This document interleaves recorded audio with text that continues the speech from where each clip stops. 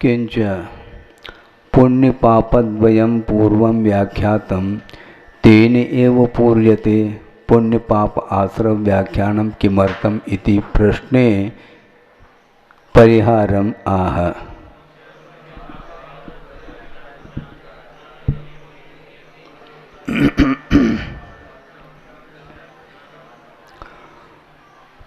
पूर्व में पुण्य और पाप इन दोनों का व्याख्यान किया गया, उसी के माध्यम से पुण्याश्रव और पापाश्रव का भी व्याख्यान हो जाएगा, उसके माध्यम से पूर्ति हो जाएगी। पुनः पुण्य आश्रव और पापाश्रव का व्याख्यान आप क्यों कर रहे हैं? पुण्य और पाप पदार्थ का व्याख्यान हो जाता है, उसके माध्यम से ही पुण्याश्रव और पापाश्रव का भी व्याख्यान हो जाएगा। पृथक रूप से इसका कथन करने का क्या प्रयोजन क्या है? इस प्रकार किसी ने प्रश्न किया है, उसका परिहार अर्थात समाधान दे रहे हैं। जल प्रवेश द्वारेण जलमिव पुण्य पापद्वयम् आश्रवति आगच्छति इति अनेन आश्रव।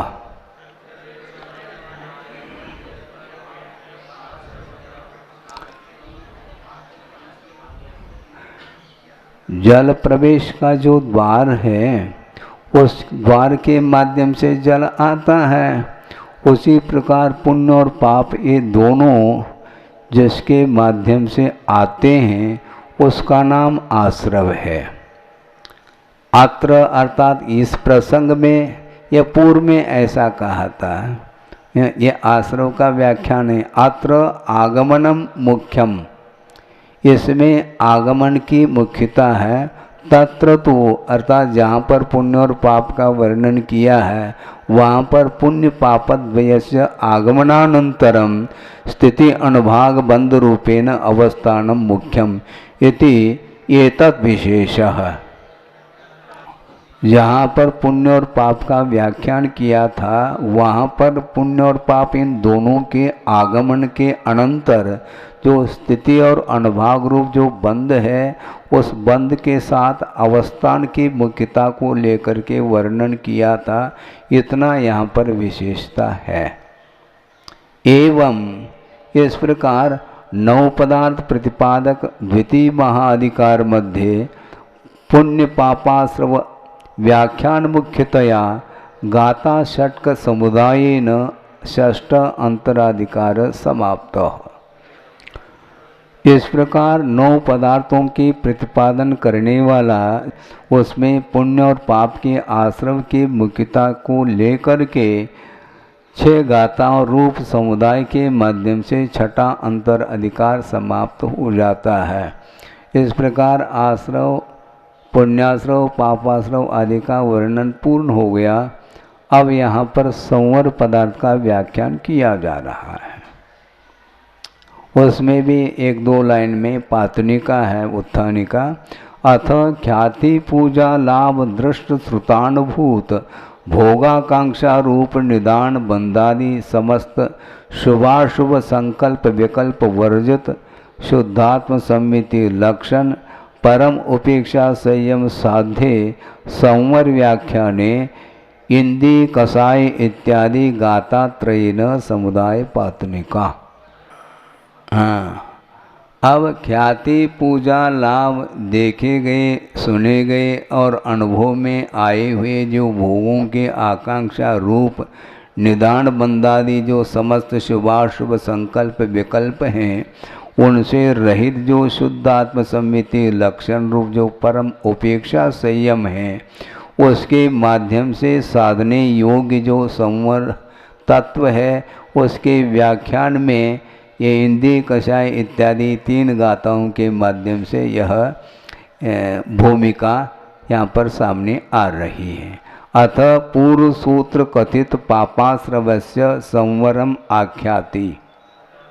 अब पूर्व सूत्र में कहा हुआ जो पापाश्रव है, उसके निरोध का व्याख्यान किया जाता है। निरोध का अर्थ ही संवर है, उसका व्याख्यान करेंगे। इंदे कसाय सन्ना निगहिदा जेहि सुट्टुमग्गम्मी। यावत् तावत् ते ही पिहियम पावासवम चुद्धम सुटुमग्गमे, यानी रत्नत्रय रूप जो उत्तम मार्ग हैं, उस मार्ग में स्थित हो करके जिन परिणामों के द्वारा जब तक इंद्रिय कषाय और संज्ञाओं का निग्रह किया गया है, तब तक उन परिणामों के द्वारा पापाश्रव का जो क्षुद्र है, यानी जिसके माध्यम से पाप का आश्रव होता था, उसको बंद किया गया है। पिहितम अर्थात उसको बंद कर दिया, उस छेद को, क्योंकि शुभाशुभ परिणामों के माध्यम से ही पुण्य अथवा पाप का आश्रव होता था। अब रत्नत्रय रूप मार्ग में स्थित होकर के जिन परिणामों के माध्यम से इंद्रियों का निग्रह, कषाय का त्याग और संज्ञाओं का भी निग्रह जब तक किया जाता है, उन्हीं परिणामों के द्वारा पापाश्रव के छेद को बंद किया गया है। ऐसा का निग्रह हो गया उसका। इंद्रिय कषाय संज्ञा निर्ग्रहीता निषिद्धा। इंद्रिय कषाय और संज्ञाओं का निग्रह किया गया, निषेध किया, यानी निरोध किया है। त्रिभूतई पुरुषई, जिस कर्तारूप पुरुष के द्वारा इंद्रिय कषाय और संज्ञाओं को निग्रह किया गया है, सुष्टु विशेषेण, विशेष रूप से क्या करके, पूर्वम स्थित्वा, पूर्व में स्थित हो करके, कहाँ पर स्थित होना, क्व संवर कारण रत्नत्रय लक्षणे मोक्ष मार्गे, संवर के लिए कारणभूत जो रत्नत्रय लक्षण रूप मोक्ष मार्ग में स्थित हो करके, कथम निग्रहीता, उसका निग्रह किस रूप में किया गया, यावत यस्मिन गुणस्थाने यावंतम कालम यावतांशेनो,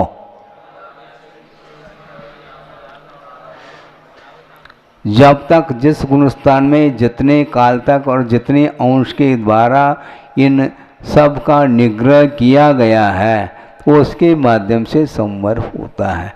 यानी गुणस्थान परक ही संवर का कथन चल रहा है। और कर्मकांड की गाथा को यहाँ पर रेफरेंस के रूप में रखा है। 16 नभम 10 छक्के बंद ओचुन्ना दुगतीस चतुर पुव्वे पन 16 जोगिनो एको।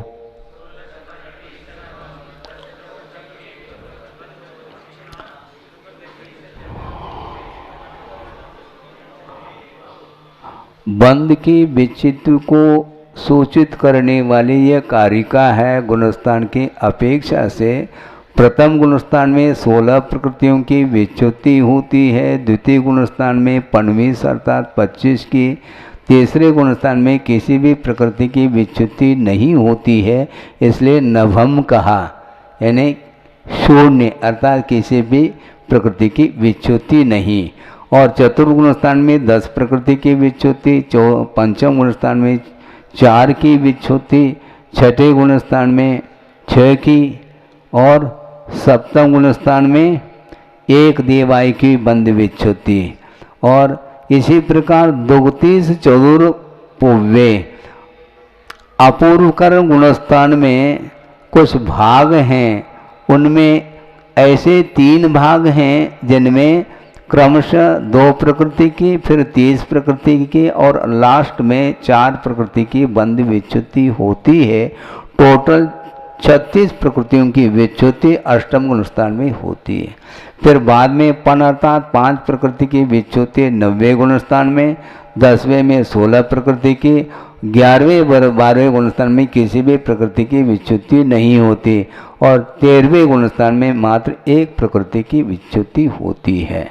इसलिए उन गुणस्थानों में उतने काल तक उतने अंश के रूप में स्वकी ये थोड़ा ऊपर करना चाहिए था। स्वकी गुणस्थान परिणाम अनुसारेण अपने अपने गुणस्थान के परिणाम के अनुरूप तेषां पूर्वोक्त पुरुषाणाम, पूर्व में कहे गए जो तपोधन आदि पुरुष हैं जो रत्नत्रय में स्थित हैं, उनके लिए पिहितम प्रच्छादितम झंपितम भवति।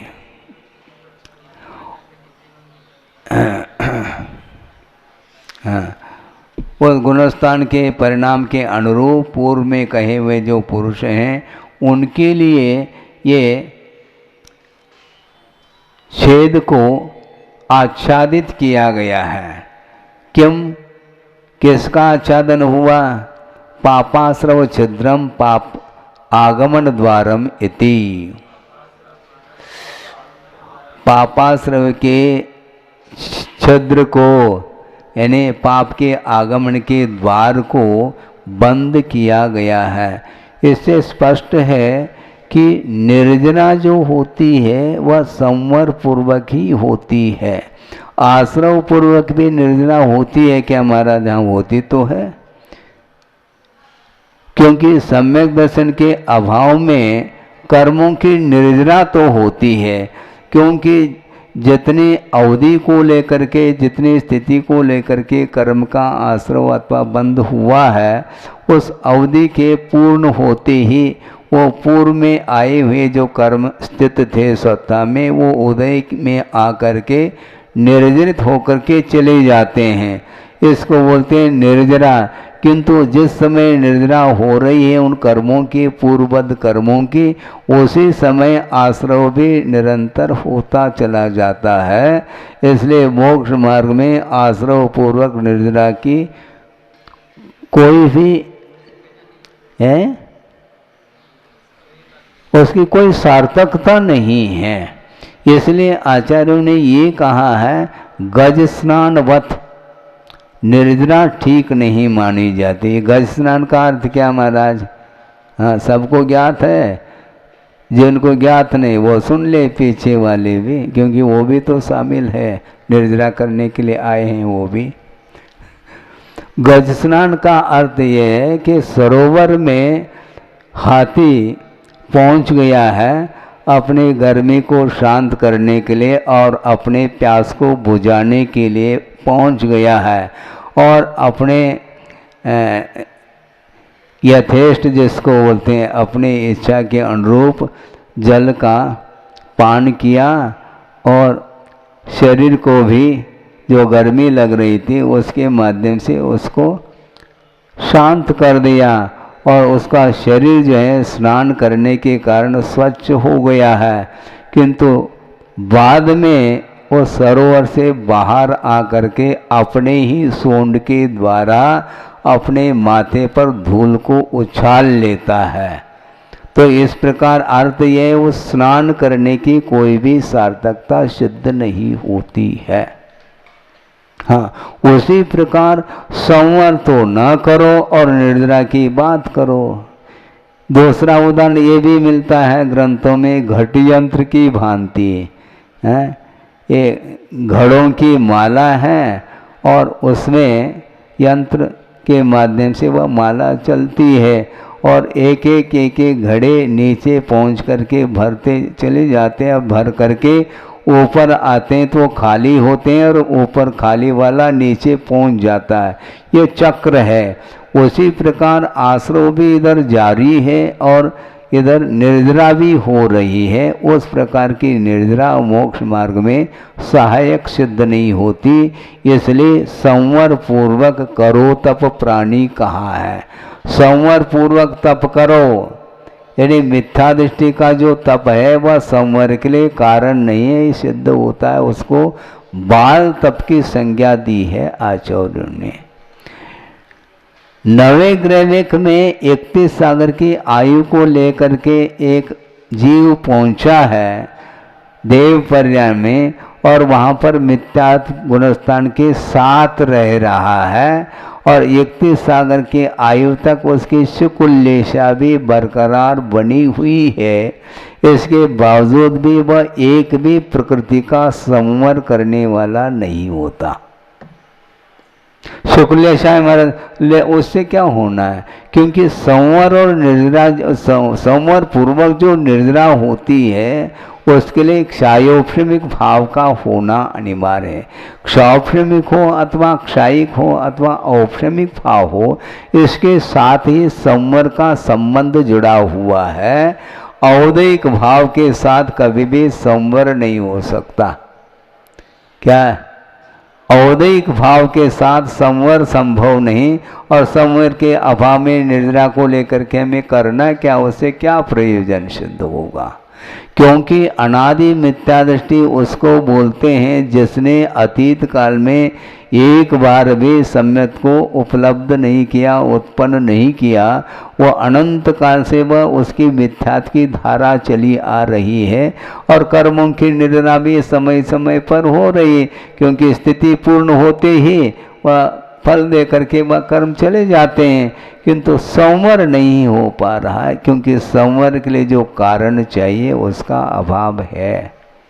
इसलिए आश्रव निरोध संवर, पहले आश्रव का निरोध करो। इसको ध्यान में रखना चाहिए।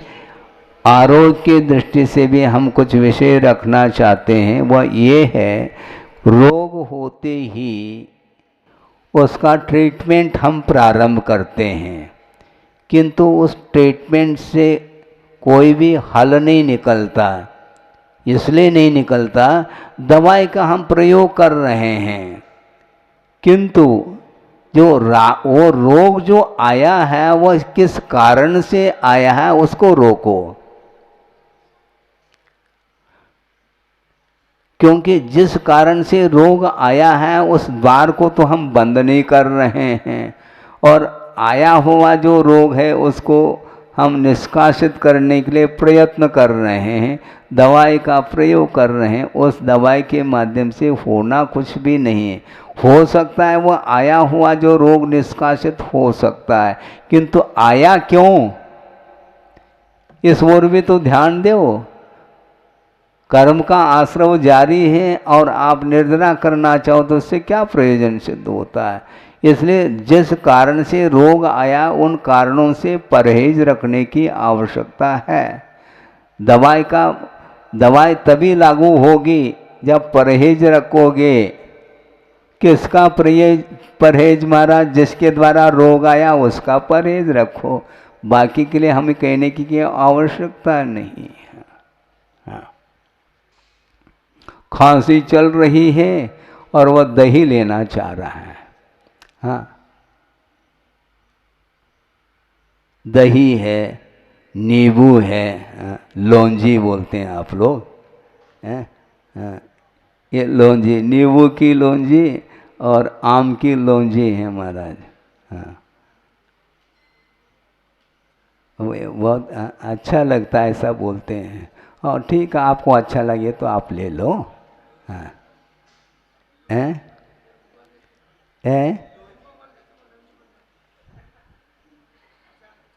हाँ, अचार, हमारा आचार ही बिगड़ जाएगा। तुम्हारे अचार के माध्यम से बहुत कठिन हो जाएगा, क्योंकि वो सारे ये जो भी तत्व हैं ये प्रकृति के अनुरूप ही लाभप्रद होते हैं। ये मौसम कौन सा चल रहा है, हमारे तासीर क्या, हमारे प्रकृति किस रूप में, इसको देखते हुए यदि मान लो अनुपात से लेना है, उसका हम निषेध नहीं कर रहे हैं। किंतु यदि स्वास्थ्य बिगड़ जाता है तो बिगड़ने के लिए कारणाभावो कार्याभाव, कारण का यदि अभाव है तो कार्य का भी अभाव होगा। रोग आया है तो बिना कारण के थोड़ी आया, कोई न कोई कारण है, उस कारण का परीक्षण स्वयं को करना चाहिए। गुरुदेव का ये कहना था कि स्वयं को ही वैद्य अथवा डॉक्टर बनना चाहिए। उसके माध्यम से जो है ना परीक्षण होगा। इसीलिए ये जितने भी ये तप हैं, बहिरंग तप, ये आरोग्य की दृष्टि से भी काम में आते हैं। इसके माध्यम से आरोग्य भी ठीक रहता है और कर्म निर्जरा के लिए भी ये कारण, दोनों एक पंथ दो काज हो रहे हैं उसमें, लेकिन उस पर रुझान होना चाहिए, रुचि होनी चाहिए। तो क्या कहना चाह रहे हैं? हाँ, पापाश्रव छिद्रम पापागमन द्वारम इति, अत्र यही है ना। हाँ, हाँ, अत्र सूत्रे पूर्व गाथा उदित द्रव्य पापाश्रव कारणभूतस्य भाव पापाश्रवस्य निरोधः।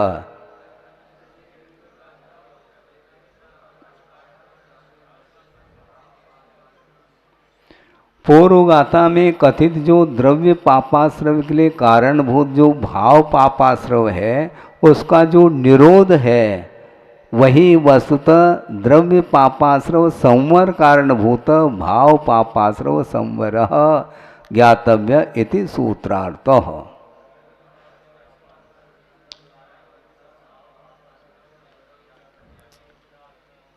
जो भाव पापाश्रव का जो निरोध है, वह द्रव्य पापाश्रव के संवर के लिए कारणभूत भाव पापाश्रव का संवर कहलाता है।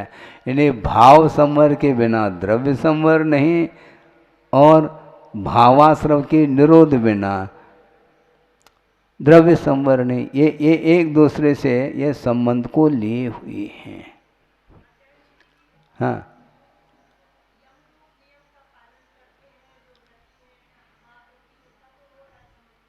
हाँ, हाँ, हाँ, उनका जो इरादा क्या है उसके ऊपर निर्धारित है।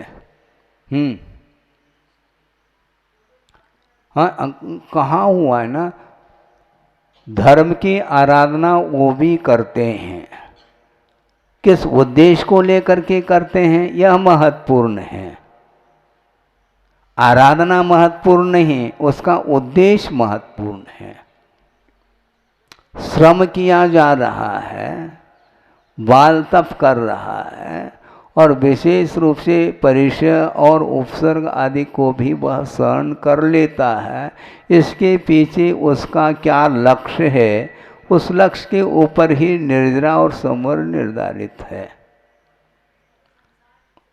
हाँ, क्योंकि उसने जो त्याग किया है वह त्याग नहीं माना जाता, ग्रहण के लिए त्याग किया है। जो ग्रहण करने के लिए त्यागता है वह उत्तम त्याग की कोटि में नहीं आता। इसलिए आरोग्य के दृष्टि से कोई छोड़ रहा है वह रस परित्याग के अंतर्गत नहीं आता। समझ में आ रहा है कि नहीं? हाँ, डॉक्टर ने कह दिया इतने समय के लिए घी का परित्याग। हाँ, क्यों? कोलेस्ट्रॉल बढ़ रहा है, तो अब उसको कंट्रोल में करना, तो उसके लिए इसका त्याग करो, तो वो त्याग कर देता है। उद्देश्य क्या है? रोग को ठीक करना है। तो उद्देश्य के अनुरूप वह कर रहा है, इसलिए उस त्याग करने के माध्यम से उसका कोई रस परित्याग नाम का कोई तप थोड़ी हो रहा है? क्या क्या कह रहे हैं? संवर के लिए अभी हमने कहा था ना, औपश्रमिक भाव, क्षायिक भाव, क्षौपश्रमिक भाव चाहिए। हाँ, दर्शन मुनि का क्षय क्षौपश्रम उपशम के बिना संवर संभव नहीं। मिथ्यात्व गुण स्थान में कितने प्रकृतियों का संवर है मुझे बताओ, यदि कर्मकांड का अवलोकन किया हो तो। मिथ्यात्व गुण स्थान में संवर होता है? फिर कहाँ से ला रहे हैं आप संवर?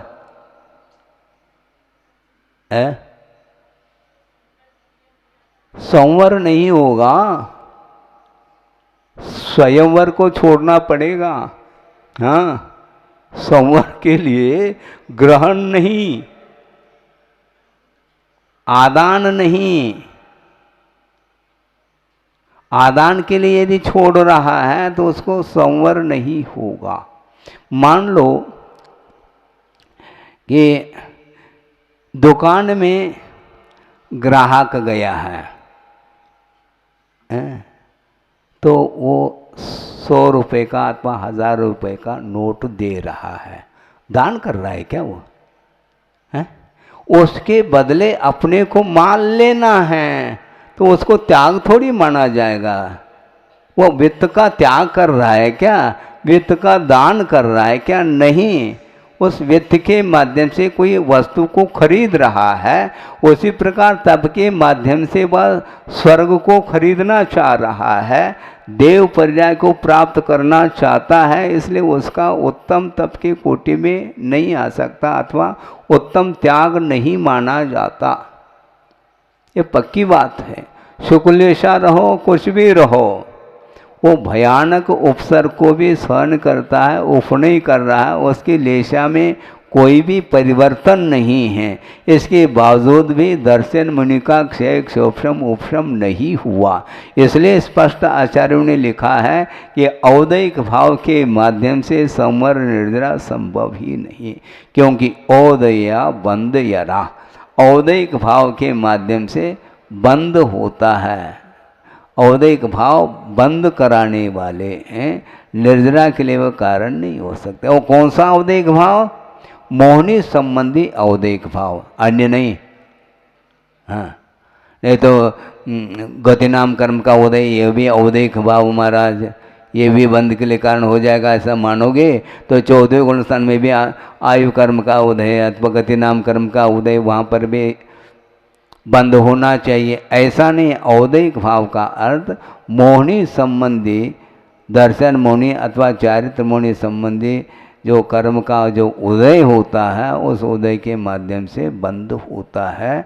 इसलिए शुक्लेशा के साथ रहता हुआ भी और शारीरिक परिश्रम आदि सहन कर रहा है, इसके बावजूद भी उसका जो एम है, लक्ष्य है, जो प्रयोजन है, वह विपरीत है। इसलिए संवर और निद्रा की बात नहीं करो। ग्रहण का भाव जहाँ पर है तो वहाँ पर संवर संभव नहीं। यावताओं से न, वो तो अलग वस्तु। हाँ, किंतु जहाँ पर ग्रहण का भाव है, उस भाव के द्वारा संवर नहीं हो सकता, अन्य भाव के द्वारा ही संवर होगा। पक्की बात। अब आगे अथ सामान्य न पुण्य पाप संवर स्वरूपम कथयति। अब सामान्य रूप से पुण्य और पाप संबंधी जो संवर है, उसका स्वरूप क्या है, उसका कथन किया जा रहा है। जसन विजदि रागो दोषो मोहो संवदव्येशो नासवदि सुहम असुहम समसो दुख भिक्खु। सुख और दुख में साम्य भाव रखने वाला भिक्षु अर्थात जो साधु है, उसके लिए शुभाशुभ कर्म का आश्रय नहीं होता। बाकी ओम शांति है। यानी विशेष रूप से जो संवर की बात है, उसको लेकर के कथन कर रहे हैं। ऐसा नहीं लेना चाहिए जहाँ जहाँ पर संवर है वहाँ वहाँ पर साम्य भाव है, ऐसे अनुमिति नहीं लेना। किंतु मुख्य रूप से संवर का स्वामी कौन है, उसको प्रसंग बना करके कुंद कुंद देव का कहना है। जिसके पास राग द्वेष मोह समस्त पदार्थों में विद्यमान नहीं है, उस ऐसे भिक्षु अर्थात साधु के लिए, जो कि सुख और दुख में समान भाव रखने वाला जो साधु है, उसके लिए शुभाशुभ कर्म का आश्रय नहीं होता, ऐसा कहा है। यश न विद्यते, जिसके पास विद्यमान नहीं है। क्या विद्यमान नहीं? स कह जीवस्य शुद्ध परिणामाद परम धर्म लक्षणाद विपरीत राग द्वेष मोह परिणाम राग द्वेष परिणाम मोह परिणामो वा।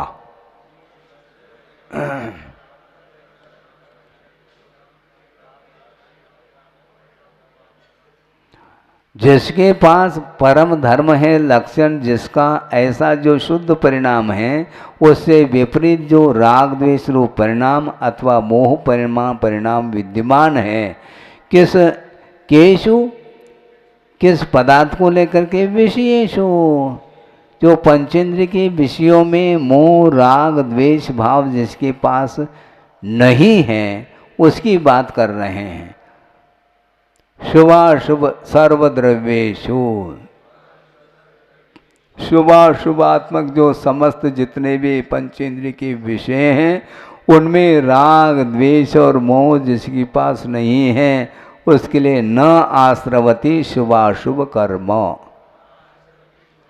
उसके लिए शुभ और अशुभ कर्म का आश्रव नहीं होता। अब देखो यहाँ पर हमारा शुभाशुभ कर्म का आश्रव तो इधर ऊपर भी जा रहा है ना, कहाँ पर? हाँ, श्रेणी में भी, वहाँ पर भी ज्ञानावरणी दर्शनावरणी अंतराय आदि का आश्रव हो रहा है, वो भी तो अशुभ प्रकृति है, उसकी विवक्षा नहीं। बुद्धि पूर्वक जो कर्म का आश्रव कर लेता है संसारी प्राणी, उसकी चर्चा है। बाकी सब उसको गौण करके चल रहे हैं क्योंकि वहाँ पर शुभ परिणाम ही है। इसके बावजूद भी जगन्य स्थिति और अनुभाव को लेकर के अप्रसिद्ध प्रकृतियों का भी आश्रव होता है, वो कर नहीं रहा है, उसका कोई भी उपयोग नहीं उस समय, क्योंकि जो शुक्ल ध्यान में लीन है, निर्विकल्पता आई है, कोई भी विकल्प भी नहीं और असत में विकल्प भी नहीं, इसके बावजूद भी वह कर्म आ रहा है उदय में, क्योंकि वहाँ पर कर्म का उदय है और उदयजन्य आश्रव होगा जिसको औदैक भाव बोलते हैं। और उसके बाद 11वें 12वें 13वें गुणस्थान में भी एक समयवर्ती आश्रव वहाँ पर भी होता है, हो रहा है। होना और करना इसमें बहुत बड़ा अंतर है। करने रूप जो प्रवृत्ति है उससे हमेशा अपने को ऊपर उठना है। हाँ, और इच्छा जहाँ पर हो रही है वहाँ पर करने रूप प्रवृत्ति है, क्योंकि बिना इच्छा के वह चेष्टा कर ही नहीं सकता, उसमें इच्छा है। महाराज पुराना कोई भी मान लो प्रसंग याद आता है तो उससे हम कैसे बचें, ये भी मन में विकल्प आता है। तो गुरुदेव ने ये कहा था, ज्ञेय ज्ञायक संबंध यदि हो चुका है वह विस्मृत हो अनिवार्य नहीं, कालांतर में विस्मृत हो जाता है, पुनः वह समय पा करके प्रतिविज्ञान आदि के रूप में वह ताज़ा हो सकता है, किंतु उसमें किसी भी प्रकार का अपना कोई भी भाव कर्ता के रूप में नहीं होना चाहिए है, क्योंकि वह विषय के रूप में आने लग जाए तो फिर वह उस कर्म का वह कर्ता शुद्ध होता है, नहीं है तो मात्र ज्ञाता शुद्ध होता है। आपको किसी भी प्रकार से हर्ष का अनुभव नहीं है तो वह पदार्थ आपके बंध के लिए कारण सिद्ध नहीं हो सकता, परिचित भी क्यों ना हो, हमें कोई प्रयोजन नहीं उससे। हाँ, क्योंकि उसको ग्रहण करने का अथवा प्रतिकार आदि का कोई भाव ही नहीं है, क्योंकि वह सारे ज्ञेयभूत पदार्थ पंचेंद्रिय के विषय के रूप में नहीं आ रहे हैं, और जिस समय आ गए उसी समय वह कर्म का कर्ता सिद्ध होगा। आपका ज्ञान प्रभावित हो रहा है उन वस्तुओं से तो निश्चित रूप से आप कर्म बंद कर रहे होते हैं, उस कर्तृत्व को आप झुठला नहीं सकते।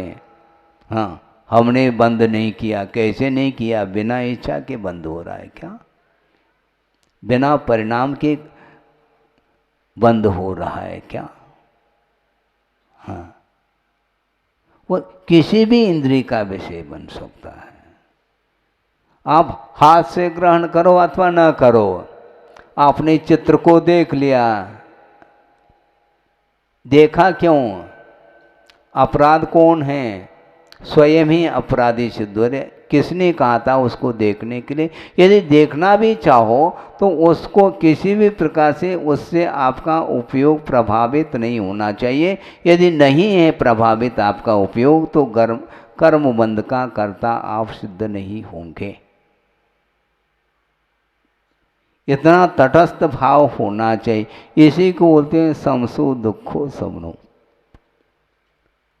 समसो दुख से भिक्खु स आश्रवम न कुणदे। आश्रम नहीं हो सकता उसको, किसी भी इंद्रिय का विषय भी क्यों ना हो। क्योंकि ज्ञान के माध्यम से ज्ञेय को जाना जाता है। ज्ञान के माध्यम से ज्ञेय को जाना जाता है, इतना ही ज्ञान का कार्य है। इससे आगे बढ़ता है तो वह ज्ञान नहीं, वह अज्ञान ऐसा कहा है। क्योंकि ज्ञान का कार्य मात्र जानना है। इसके आगे क्यों बढ़ रहे हो आप?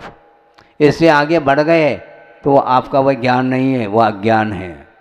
ज्ञान का अभाव सो अज्ञान, ऐसा नहीं। किंतु ज्ञान का जो कार्य था वह कार्य नहीं हो रहा है, कुछ और कार्य करने में आया है, इसलिए वह ज्ञान नहीं।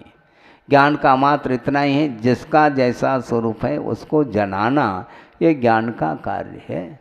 जानो। इसलिए गुरुदेव कहते थे देखो जानो बिगड़ो मत। बिगड़ क्यों रहे हैं आप?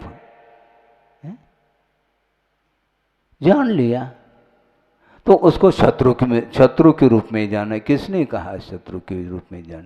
कौन शत्रु है हमें बताओ ना, कौन मित्र हैं? ये मित्र और शत्रु के रूप में जो जानेगा वह कभी भी उसके अंदर साम्य भाव आ ही नहीं सकता। साम्य भाव उसके अंदर आता है जिसके अंदर मात्र ज्ञेय वस्तु छलकती है, सिवाय ज्ञेय पदार्थ के अलावा उसके पास कुछ भी नहीं है। चाहे साधा का उदय हो चाहे असाधा का उदय हो, जो कुछ भी संयोग होता है वह पदार्थ है। पदार्थ है तो पदार्थ का जैसा स्वभाव है वैसा है। पदार्थ के स्वभाव को आप जानो। विभाव के रूप में है तो विभाव के रूप में जानो, स्वभाव के रूप में तो स्वभाव के रूप में जानो। दिक्कत क्या है हमें? मिथ्या दृष्टि को मिथ्या दृष्टि के रूप में जान लिया, सम्यक दृष्टि को सम्यक दृष्टि के रूप में जान लिया। किंतु मिथ्या दृष्टि को मिथ्या दृष्टि के रूप में जान करके किसी को मिथ्या दृष्टि नहीं कहना, ये जो ना ध्यान में रखने की आवश्यकता है। चोर को देख लिया, हाँ ठीक है, चोर कहो नहीं, कहने की क्या आवश्यकता? किसने कहा कहने के लिए? कहेंगे तो निश्चित रूप से फिर बाद में आश्रव होगा। इसलिए राग द्वेष मोह समस्त पदार्थों में जिसके पास नहीं है वह शुभाशुभ कर्म का कर्ता नहीं हो सकता, ऐसा कहा है। न आश्रमते शुभाशुभ कर्म कस्य तस्य रागादिरहित शुद्धोपयोगेन तपोधनस्य। जो रागादि से रहित जो शुद्धोपयोग के साथ रह रहा है, ऐसा जो तपोधन है, उसके लिए आश्रव नहीं हो सकता। कथम भूतस्य, वह कैसा है? वह भिक्षु समस्त शुभाशुभ संकल्प रहित शुद्धात्म ध्यानोत्पन्न परम सुखामृत तृप्ति रूप एकाकार समरसी भाव बलेन अनभिव्यक्त सुख दुख रूप हर्ष विषाद विकारत्वात् समसु दुःखस्य इति।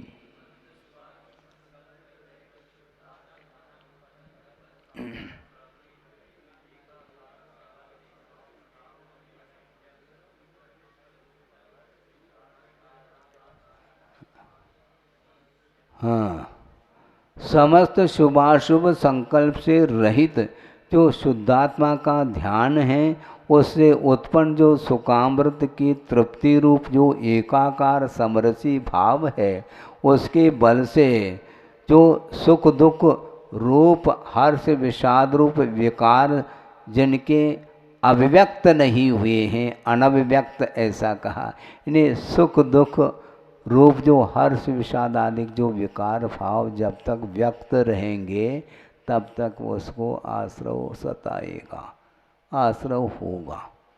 अनभिव्यक्त कहा इन्होंने, व्यक्त नहीं है। विकृति जहाँ पर व्यक्त हो गई तो बस फिर वह समसु दुख से नहीं होगा। फिर कहाँ से समान रूप है, उसमें सुख और दुख में समान वृत्ति होना बहुत कठिन है। ये सबसे, इसलिए ये श्रवण के लिए भी बहुत दुर्लभ वस्तु है ये। हाँ, साम्य भाव, समता के बिना दीर्घकालीन व साधना भी किसी काम की नहीं है, ऐसा कुंद देव स्पष्ट शब्दों में कह रहे हैं अपने अष्टपौढ़ में, जहाँ तक मुझे स्मरण है, या नियम सार में। किं काहदि वनवासो काय क्लेशो विचित्त उवासो अध्ययन मौन पहुदी समदा रही समनस। समता से रहित जो श्रमण है उसकी ये सारी सारी साधना किस काम की? वो वनवास में रह रहा है, वन में रह रहा है, रहो। इसका अनुवाद सुना दे, गुरुदेव ने किया है।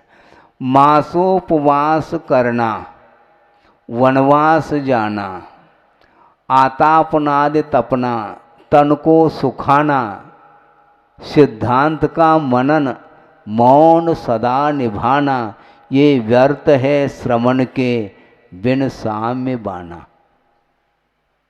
समता के बिना ये सब व्यर्थ है, क्योंकि इसके बिना संवर संभव नहीं है। विशिष्ट संवर करना चाहते हो तो ये कितना कठिन हो गया है।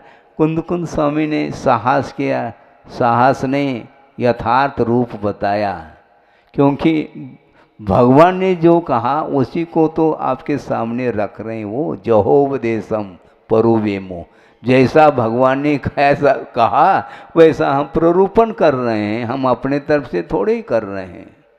उन्होंने ये कहा। हाँ,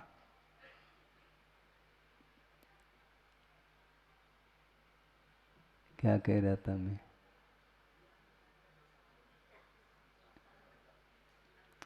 हाँ, समता के बिना ये सब, क्योंकि इसके पीछे लक्ष्य ही सामने आता है।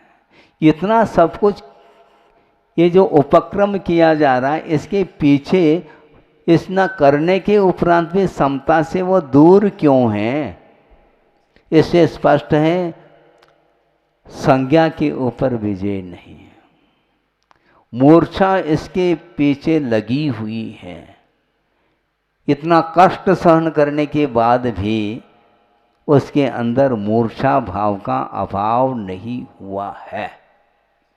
और जिसके अंदर मूर्छा नहीं है, इतने कठोर तपस्या करने की भी कोई आवश्यकता नहीं, क्योंकि मूर्छा नहीं होनी चाहिए।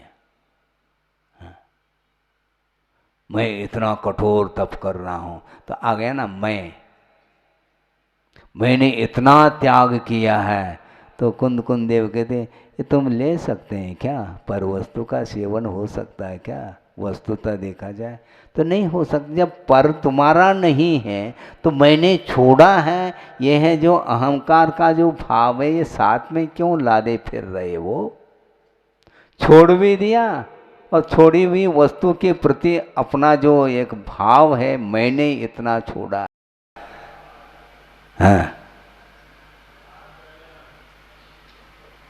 हाँ, ये आपको तुम्हें मालूम नहीं है। हाँ, क्या मालूम नहीं है? कि इतनी डिग्री अपने पास हैं और पैकेज मिलता था उसको हमने लात मार दिया, पैकेज को ध्यान रखो। तो लात मार दे, लात मारने की क्या आवश्यकता है, फ्रैक्चर हो जाएगा पैर के लिए। लात क्यों मारो, कर्म के ऊपर लात मारो ना, जिसके माध्यम से कर्म का क्षय हो जाए, वो नहीं। इस प्रकार उसके अंदर एक वृत्ति बनी हुई है। ये सब जो है ये मानसिक परिचय के ऊपर विजय प्राप्त नहीं किया जा रहा है। ये मैं अपने आप को प्रकाश में लाना। अरे अंधेरे में तुम हो, जो अपने आप को वह प्रकाश में लाने का भाव रख रहा है, उसके लिए आचार्य कहते हैं धर्म को प्रकाश में लाओ जिसमें सार है। अपने आप को क्या तुम प्रकाश में लाना चाहते हो? दुनिया को हम दिखाना चाहते हैं अपनी करतूत को, तो भगवान कहते हैं ये अनंत काल से किया है, कोई नई बात नहीं है। क्योंकि जिसके पास थोड़ा सा एकदम ज्ञान, बहुत अत्यल्प मात्रा में ज्ञान है, किंतु उसका सदुपयोग कर रहा है, तो वह पापप्रद नहीं। और 11 अंग 9 पुर ले करके भी उसका यदि दुरुपयोग करने में लगा हुआ है, तो मोहो पावप पदा दुप्पवत्तो नानम च दुप्प उत्तम, ऐसा ज्ञान का वह दुरुपयोग कर रहा है। केवल उसका टारगेट है मैं सामने वाले व्यक्ति को आकर्षित मैं कर लूं। इसमें मतलब ज्ञान का आनंद नहीं ले रहा है वो। एक्चुअल में उसको ज्ञान का आनंद नहीं, दूसरा कौन व्यक्ति मेरे से प्रभावित होता है जल्दी, उसमें आनंद है उसको। तो ये सब क्या, ये ज्ञान का स्वभाव थोड़ी है।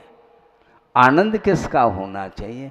ज्ञान का आनंद वस्तुतः कर्म क्षय करने में ज्ञान का आनंद आता है। क्योंकि ज्ञान का जो फल है, उन्होंने यही कहा प्रीति उपजायते,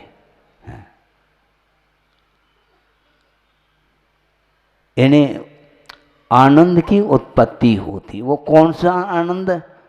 मानसिक नहीं, आत्मिक आनंद यदि आ रहा है उस ज्ञान के माध्यम से, तो वह ज्ञान सम्यक ज्ञान की कोटि में आता है और उसके माध्यम से कार्य सामने देखने को मिलता है। और ज्ञान का कार्य क्या है? वस्तु का जैसा स्वरूप है वैसा जानना। और ये अभी तक नहीं हो पाया, फिर यहीं पर हो रहे हैं हम। हाँ, एक मराठी में कहावत है, अब इधर पता नहीं क्या कहावत है। रात सारी जागल और कांदा भाकरी खाल। रात भर वह जागरण किया है, सोया नहीं।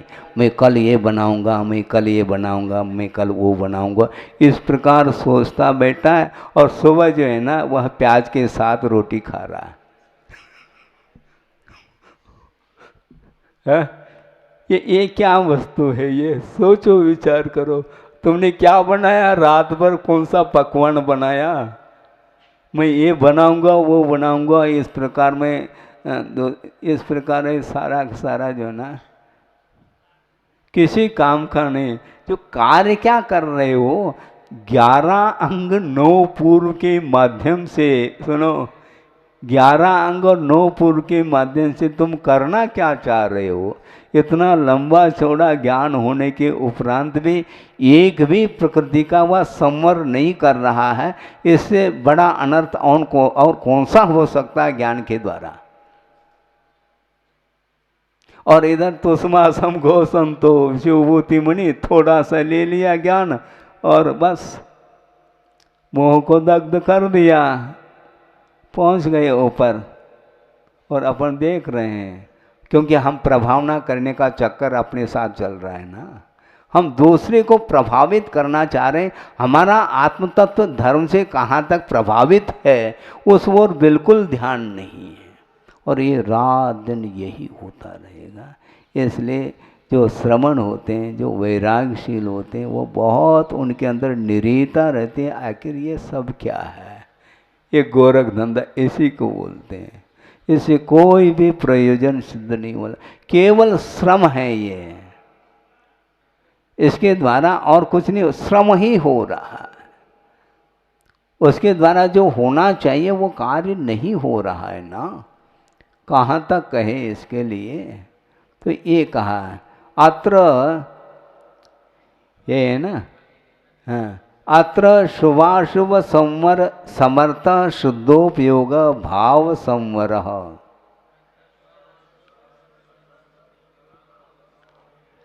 यहाँ पर शुभाशुभ प्रकृतियों के संवर में समर्थभूत जो शुद्धोपयोग है वही भाव संवर है, ऐसा कहा।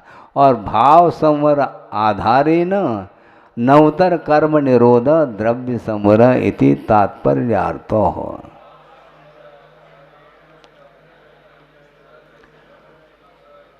और भाव संवर के आधार से नवीन जो कर्मों का निरोध है वह द्रव्य संवर माना जाता है, ऐसा इस गाथा का तात्पर्य अर्थ है। बस एक गाथा हो गई क्या? दो गाथा हो गई, बस हो गया। अब समझ में, इस प्रकार वर्णन करते समय या सुनते समय ऐसा लगता कि ये कोई नया नया सा लग रहा है। नया कुछ नहीं है, वो संवेदन इसी ढंग से, क्योंकि अतीत में जो कुछ भी चर्चाएं हुई हैं, स्वाध्याय आदि किए हैं, वो सारा डिलीट हो चुका है, क्योंकि वो पर्याय चली गई है ना। समस्या ये है, इसलिए आचार्य कहते हैं कहाँ तक समझाएंगे, कहाँ तक स्वाध्याय कराएंगे, नहीं कराया जा सकता है। एक पंक्ति को, एक चरण को ले लो और आत्मसात कर लो तो वह आनंद आने वाला है, अन्यथा ओम शांति, अर्थात ओम शांति का अर्थ कुछ नहीं आने वाला। बोधि समाधि परिणाम शुद्धि स्वात्मोपलब्धि शिव सौख्य सिद्धि चिंतामणिम चिंतित वस्तुदाने त्वावंद मानस्य ममास्तु। परम पूजाचार्य गुरुवर श्री विद्यासागर जी मुनि महाराज की जय।